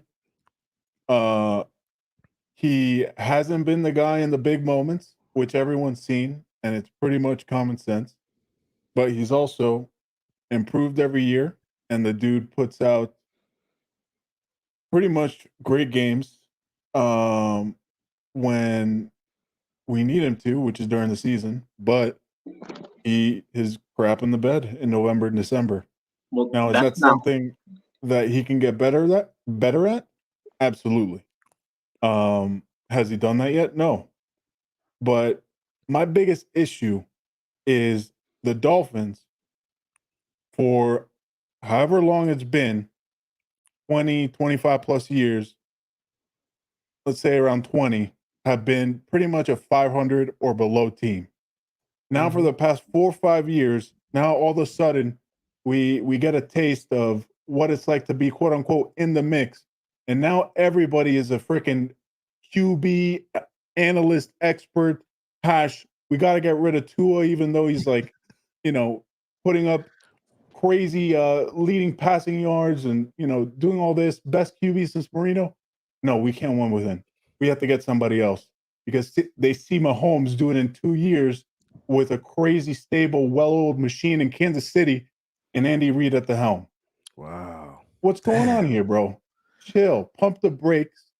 Give the guy his space. It took Peyton Manning 6 years to win a playoff game. All right? Let's ride with the guy. Dang, your boy up here speaking facts. Dub. So you think Tua Peyton Manning? He could be. No, but I'm giving you an example of somebody that came into the league and is now a future Hall of Famer, or a Hall of Famer. Excuse me. Peyton was a way better prospect than Tua. Okay, so let's say Peyton is a way better prospect than Tua. It still took him 6 years to win a playoff game. So if we go look at Tua's number his first 4 years compared to Peyton Manning's numbers his first 4 years, would it show us, V21, that Peyton Manning would show you that Tua's a better quarterback? Would it show you V21 that Peyton Manning? Am I saying Tua's a better quarterback? But if you just go by numbers, I watched Peyton play and I watched Tua play. I don't see the comparison at all. Okay, so you don't see. I watched the game already. Focused too much on the stats. I just try to watch the game. But did you watch Tua? No. You didn't watch Peyton early on. You didn't watch Peyton early on. You didn't watch Peyton early on. You did not. V21. No, you did not. Get him, Dre. Get him, Dre. Niggas be lying. Peyton niggas was talking about he was a bust after his first 2 years. Turn up, nigga. Like, and that's what Dre. Come on, man. We know these cats don't be watching ball like that. V21 came up here and said he watched Peyton every game his first. I ain't say I watched Peyton every game. I said I seen Tua all the 4 years. I saw. All right, so if you didn't watch I don't Peyton, see the comparison. So do the numbers compare? I don't see how we could put the. Do the numbers in the first 4 years compare? V21. I don't know if Peyton managed numbers the first 4 years. All right, so you can't talk to me about stats. I don't keep track of stats. I just watch the game, and from the looks of it, I don't see what y'all seeing too. Well, here's my question. Big game. We need some big time throws or anything. He come up short, like what the other guy was saying earlier. He's tripping over his feet. Come on, like it's just too much. Like, okay, what you talking about? Tripping over feet? What?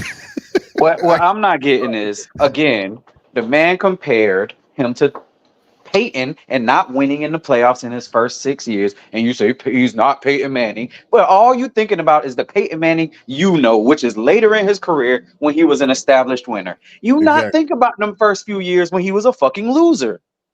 No, I saw Peyton Manning lose in the playoffs. I saw him losing in the playoffs. People call him choke artist. This is coming from a Peyton Manning fan. I hope you know that. But they called him a loser for a long time. Yeah, I mean, guys, you got to provide some context to it, man. Not every quarterback comes in the league winning playoff games. I think winning playoff games is a team accolade. That's not something quarterbacks do. They play a part in it, but they're not solely responsible for winning playoff games. I mean, that shit is just hard to do, especially if you're on a bad football team. Can we say the first 2 years that Tua was here, there was no way he was winning a fucking playoff game? Didn't he have a top defense, though? Yeah, top defense and a terrible offense. How does that balance out? Where do you land when you have a top defense and a terrible offense? The defense won a lot of games for Tua. All he had to do was just manage the game. So, all right. So he managed the game in the first couple of years. Why is he only managing the game? Is it because his O-line is the worst in the league and that he has Malcolm Perry and a couple other players for receivers? Like, he had Devontae Parker. He had Mike Gesicki. Okay, released by the Pats this year. So Devontae Parker, who rarely played, he was hurt a lot, right? And Mike Gesicki. Those the weapons you're talking about? Wait. Yeah, is our revisionist history trying to remember Devontae Parker as a good wide receiver? That's what he just said. Did he not have 1,000 yards the year before? He had one season of 1,000 yards. He had 1,000 yards season. The year before. The man averages like 400 yards a season.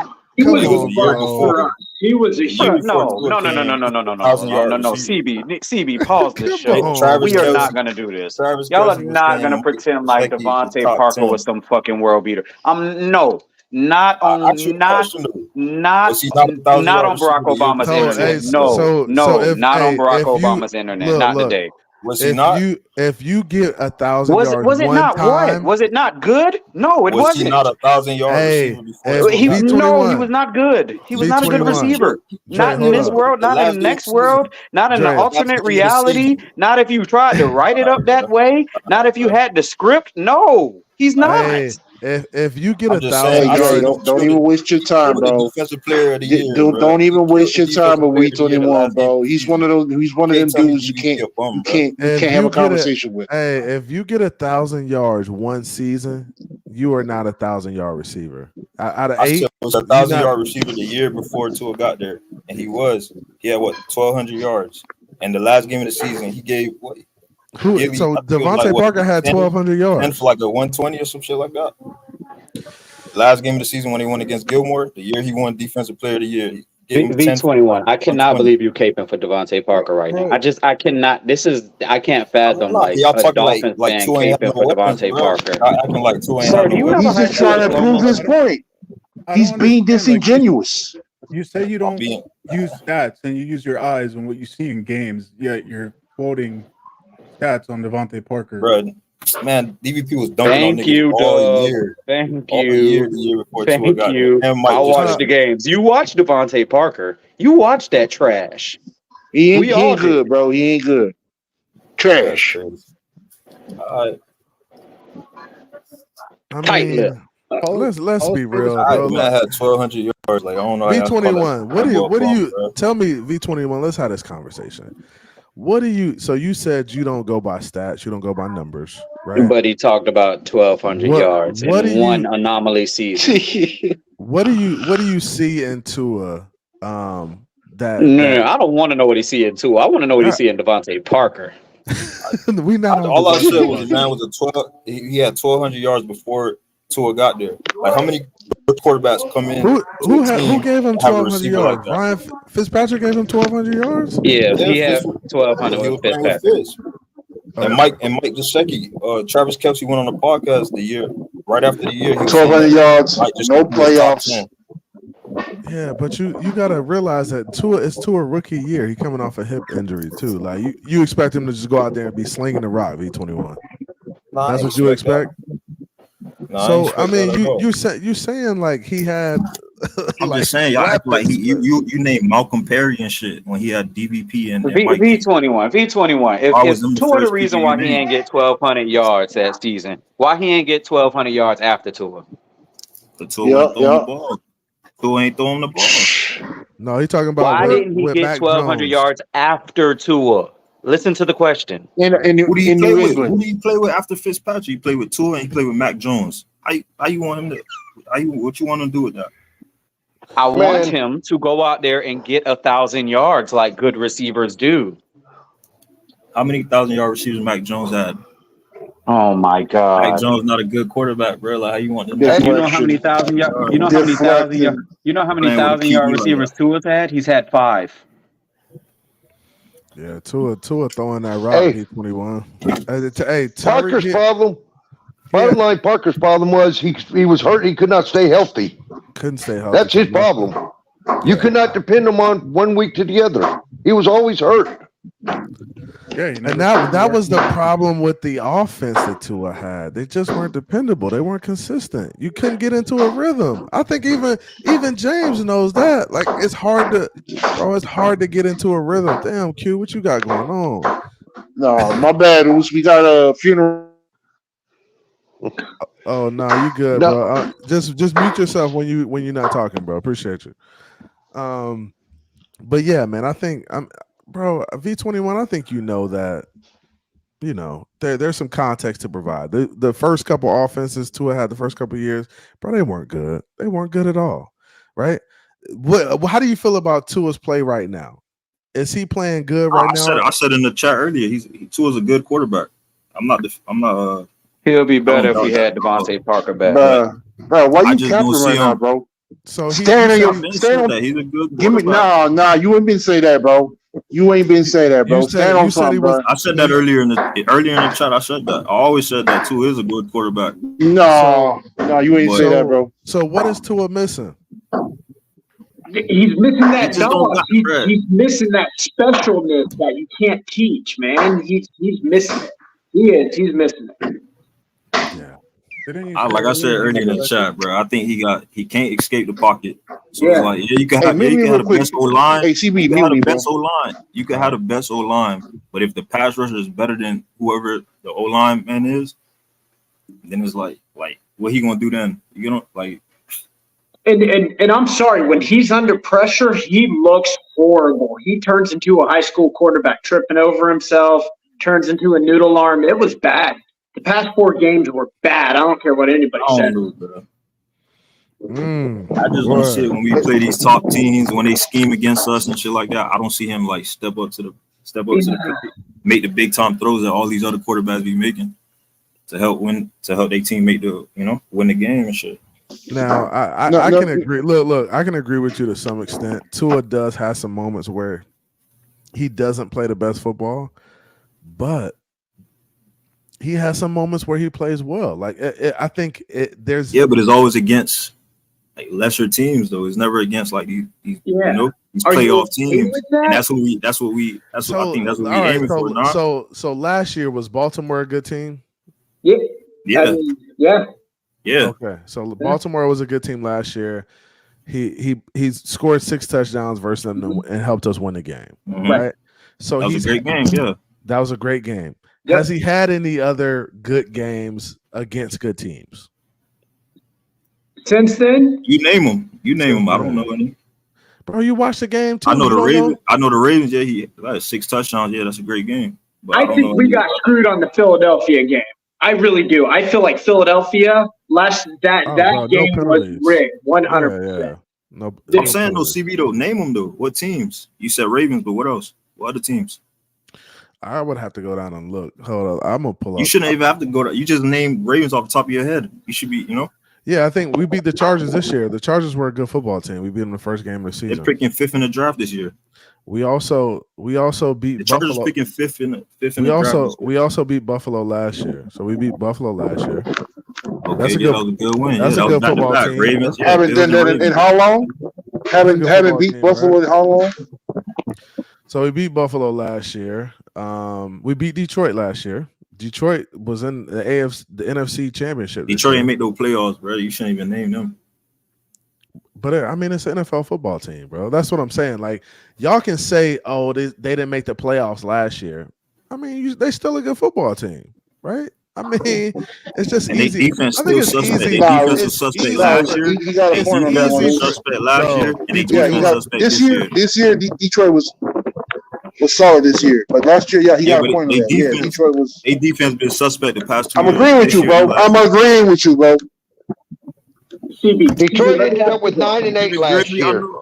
If Tua performs the same exact way this year, what are we to do? What do you feel like should happen? If he performs, you do what the Steelers did to Kenny Pickett.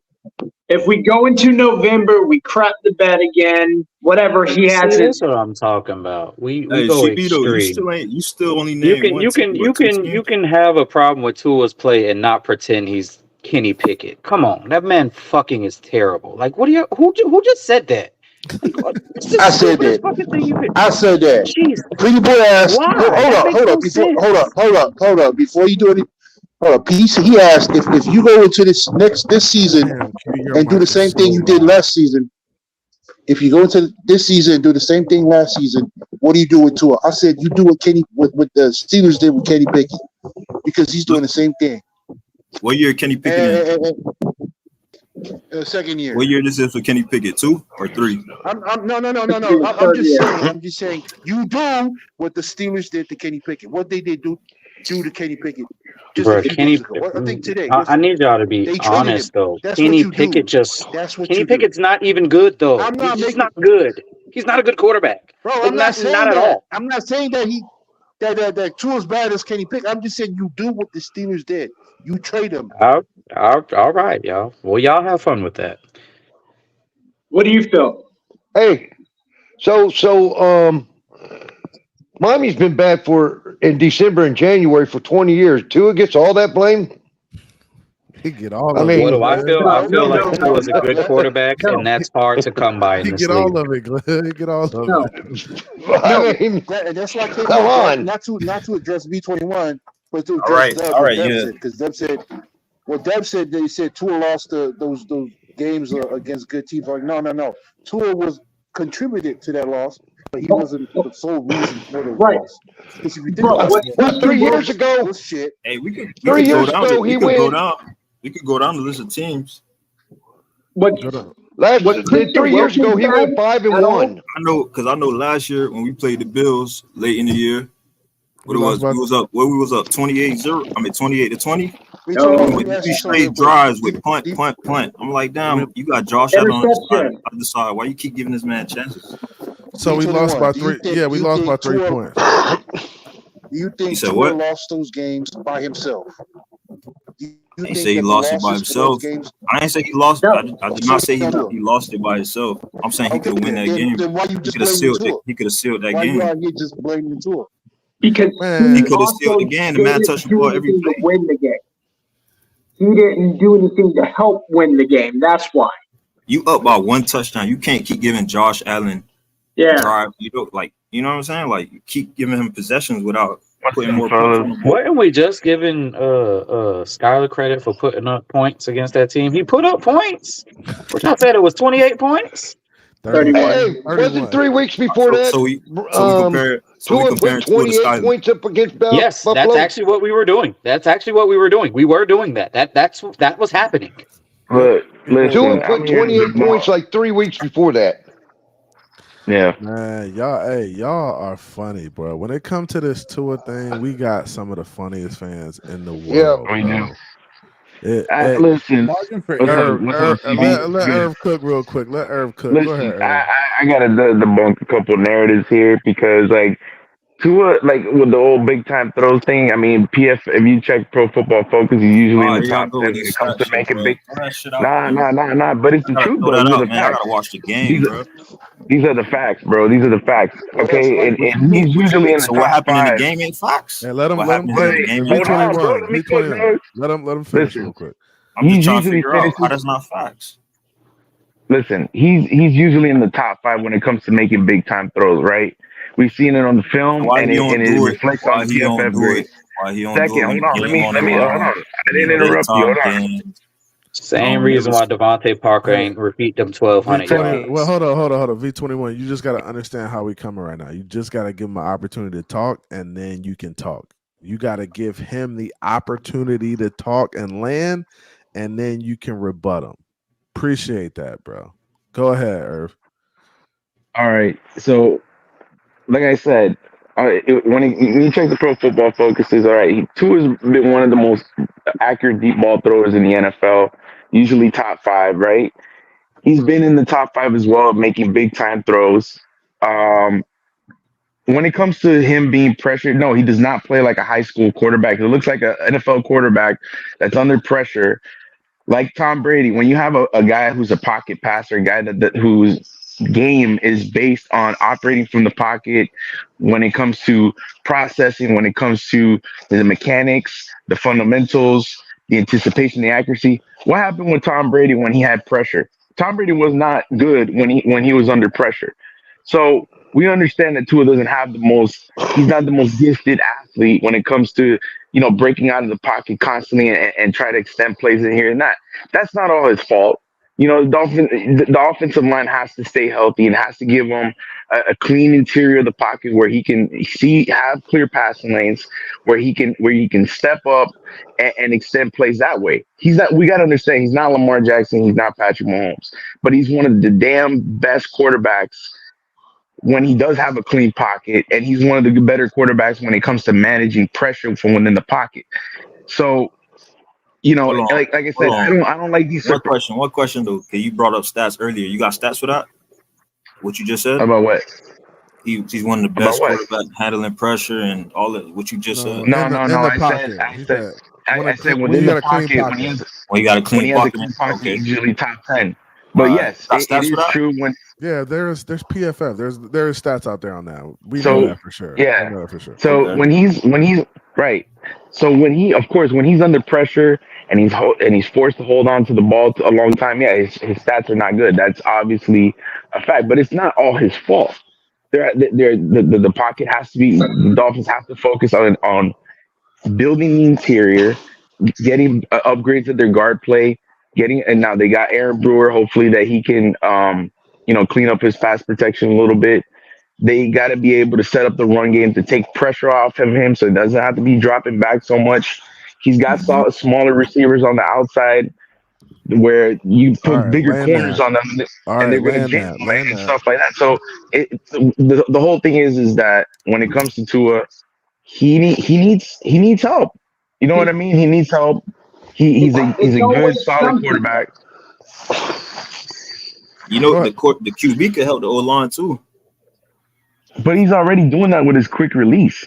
Like, what more do you want him to do with this offensive line? He was quick releasing because he was scared to get hurt. Let's not pretend like it was for any other reason. Like, he was scared to get hurt. I don't know if he was scared or hurt, but it's not sustainable when you're getting the ball quick out of your hands because you don't allow you don't allow plays to develop downfield. You know what I mean? Yeah. Man, I mean, this conversation. Look, man, that's all I'm saying. It just every time you know when there's a big game, you hear it all week. They talk about it all week. There's a big game coming up.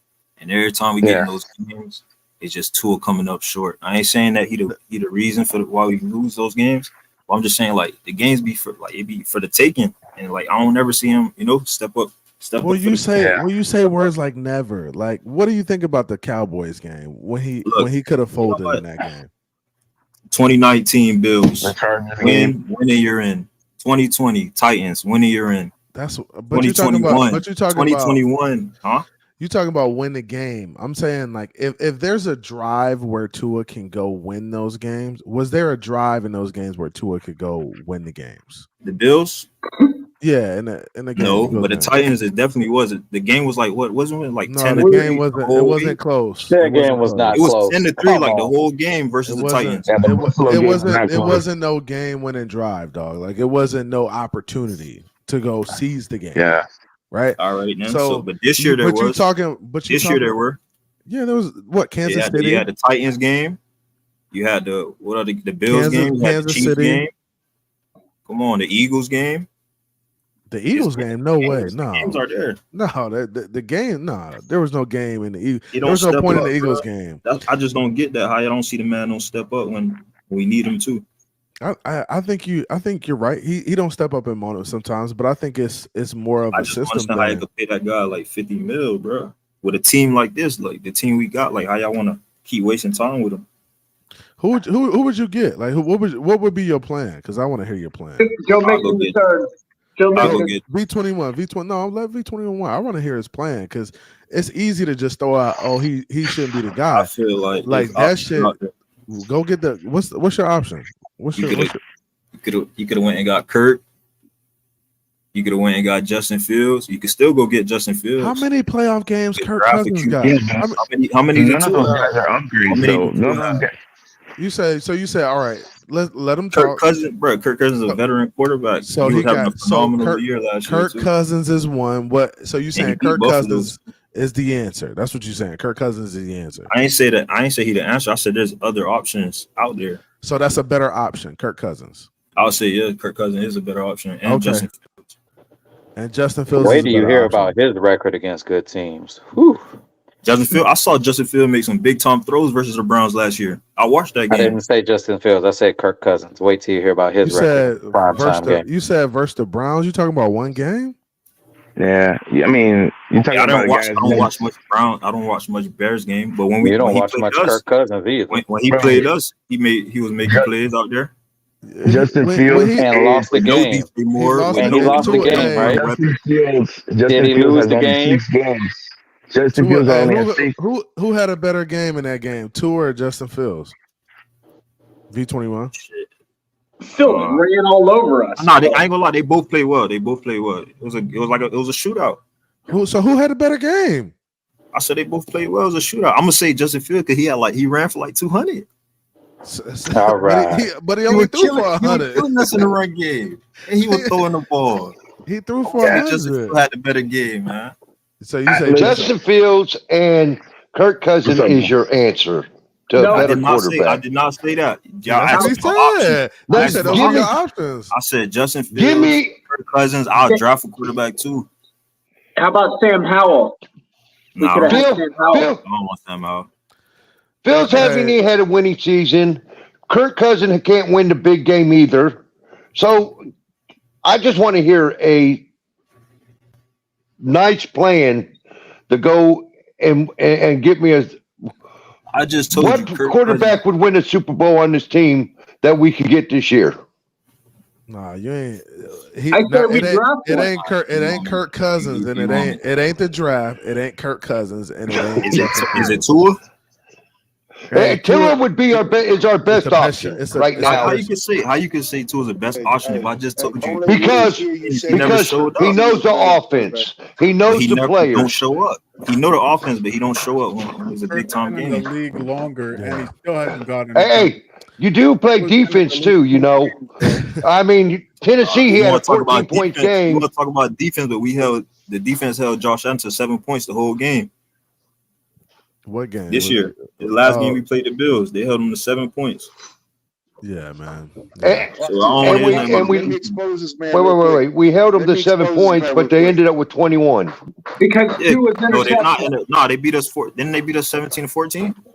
Yeah. Wasn't it? They got to pick the punt return for a touchdown and a field goal. I think, right? I have a problem with the whole Justin Fields, option when it comes to, they did beat us 21-14. Okay. Justin Fields is the complete opposite of Tua when it comes to, running this the traits that you need to run this offense when it comes to the mechanics, the processing, reading the field. Justin Fields is a pocket passer, bro. Justin Fields is a worse Lamar Jackson. Hey, he's an actual better. This was fun, yo. This was fun. I gotta wrap it up. Y'all gotta watch that Browns game, bro. Hey. That's a top defense. He stood in the pocket. He stood in the pocket all game. Coming on. I appreciate V21. I appreciate you coming on, man. You can come on anytime, bro. Appreciate y'all, boys. Hey, I'm ending the show. Y'all appreciate y'all. Hey, hit the like button on your way out, man. Salute. Hey, appreciate everybody coming out. James, Glenn, Irv, Q, Dubs, V21. Appreciate everybody coming through, man. It was fun while it lasted. Bro, these panels, man, these joints get crazy. Y'all see why you can't do these panels every night, bro. It gets crazy in here. But yeah, man, I appreciate y'all. Hey, hit the like button on your way out. Like, share, and subscribe. It's your boy, Phins with CBD3. Hold on real quick. Let me go back through my donations. Let me shout out Irv for becoming a member for 3 months. My boy Q with the $5 donation and the homie Irv with the $2 donation. Man, I appreciate y'all. Right now it says we got 200 people watching. Do me a favor, hit the like button on your way out. If you guys are over on Twitter, come over to YouTube and just punch the like button for me. I would appreciate that. Come over here and subscribe and just hit the like button for me every now and then. My man Lou says panel killer alert. Boy, we had a time tonight, man. Hey, appreciate everybody coming through. Like, share, and subscribe. I'll be back soon, so hit the notification button. Hey, appreciate y'all. Love y'all. Hey, see ya. Wouldn't want to be ya. Came from the bottom, that's foreign. I swear that I'm up for the sun in the morning. Oof, hey, I gotta flex. I need a Nike bag, give me the check. I need the money and power, respect, but I promise I'm repping the O to the dead. Hey, oof, I told them out of my way. I don't got nothing to say. Now they can't run at my pace. Yeah, they know that we ain't the same. 402, we rap the game. I told them this ain't a game.